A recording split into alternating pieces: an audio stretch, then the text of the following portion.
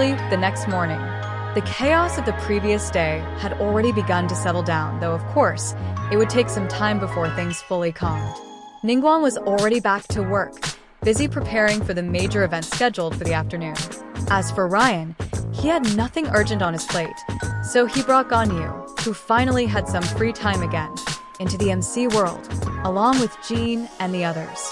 The Adepti had long been intrigued by the MC world thanks to what Cloud Retainer and the others had told them.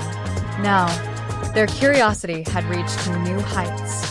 With Zhongli retiring today, the fog had lifted and Liyue's full strength was now on full display for the world to see. There was no longer a need for the Adepti to stand guard at the foot of MT Tianheng. The Qianyan army alone was more than capable. Ordinary intruders couldn't breach their defenses. And even if a powerful enemy managed to slip past the Qianyan army to investigate, they would have to seriously consider whether they could withstand Liyue's wrath. After all, the Jade Chamber was still hanging high above the courtyard, visible for all to see. Ryen first sent the Qianyan troops back to base, instructing them to consolidate materials and scavenge the remaining nearby resources. As for long-distance world exploration, that would have to wait until the Mondstadt forces arrived and had time to get familiar with this world. The Mondstadt delegation, led by Dialek and members of the Knights of Favonius, wasn't far now.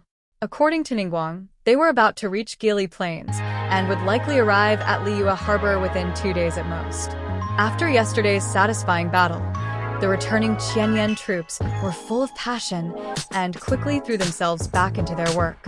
However, based on the amount of materials consumed during yesterday's conflict, it would take at least a week to fully restock. Fortunately, there were no major events planned in the immediate future, so time wasn't a problem. After sending off the Qianyan army, Ryen brought the Adepti into the MC world. The moment they entered, Moon Carver and the others gasped in surprise. My power. Mountain Shaper flapped his wings, but no longer felt the usual surge of adeptal energy flowing through her. This is normal, Ryen said with a smile, sharing his physical attributes with everyone. This world doesn't operate under Teyvat's strict elemental laws. Honestly, even Zhongli barely retains any of his strength when entering here. Unfortunately, the Adepti didn't really register Ryen's explanation. Once they received the shared abilities from him, they were momentarily stunned by their newfound power. So that's why the Conqueror of Demons enjoys staying here so much. Moon Carver glanced sideways at Xiao with a soft chuckle. This kind of pure power is definitely more comfortable to wield than adeptal energy. Speaking of Xiao, Ryen suddenly remembered something.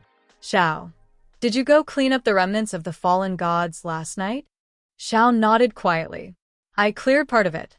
There's still a good amount left. It'll take about half a month to reduce it to a level that won't affect humans. Ryen nodded, then took out an enchanted golden apple. You haven't eaten yet, have you? I'm fine. Don't worry. I've accumulated some karmic debt, but it doesn't really affect me. Ryen chuckled and shook his head. You're here to enjoy yourself. Carrying negative status effects around just makes things uncomfortable. Let's clear them out, shall we? Xiao didn't resist. He took out a bucket of milk and casually ate the enchanted golden apple with it. From the perspective of the Adepti, it was easy to see that Zhao's karmic debt had been cleansed.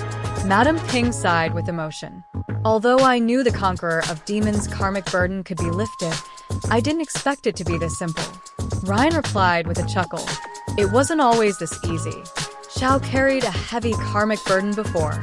Back then, we had to rely on regular golden apples and milk, bit by bit.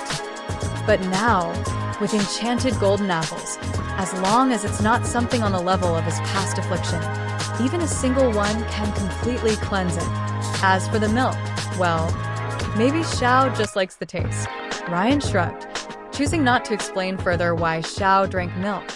The truth was, Ryen had once told Nahida, while coaxing her, that drinking more milk would help her grow taller. Xiao happened to overhear that, even though Ryen later clarified that he only said it to cheer Nahida up. Still, now that his karmic burden was lifted, who knows, maybe it might actually work? With the karmic weight gone, and with Zhongli retiring and moving in as a neighbor, Xiao had only 2 lingering regrets in life.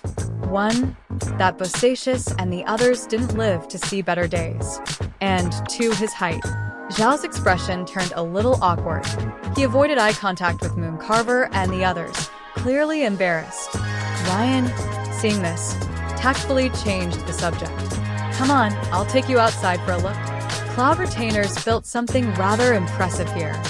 He glanced over at Cloud Retainer with a smile. She proudly lifted her chin, clearly full of anticipation.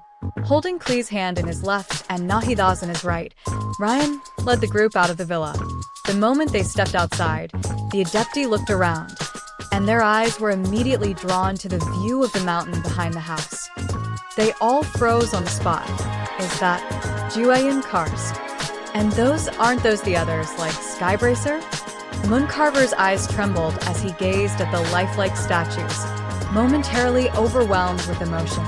His eyes stung slightly. That's a joint project between me and Liyue Harbor's top architects, Cloud Retainer said with satisfaction. The Qian'an army helped carve it out. I really went all out for this piece. The three Adepti stared at the mountain in silence, hearts stirred with emotion. After a long while, Mountain Shaper spoke up with a sigh. Cloud Retainer, even if you're not good with words, your heart is in the right place. You old goose. Cloud Retainer huffed and glared at her. Was that supposed to be a compliment? Of course, Mountain Shaper replied calmly with a nod. Cloud Retainer was momentarily at a loss for words, but since these were her old friends and everyone was in good spirits, she let it slide and didn't argue further. The buildings on the mountainside. I've finished most of them, Cloud Retainer explained, but there are still a lot of details to refine. For example, I plan to build a large immortal island among the peaks. Its main focus will be landscape and garden design. The designers from Liyue Harbor gave me the architectural blueprints, but I thought this kind of thing should be built by us Adepti ourselves. It'll be more meaningful that way.